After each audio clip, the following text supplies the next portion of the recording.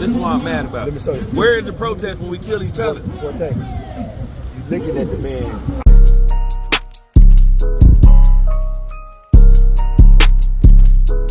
Seems like black excellence right here. How does this unity amongst your brothers make you feel? I am so uplifted. I tell you, this is what we need to see. We need to see more of this.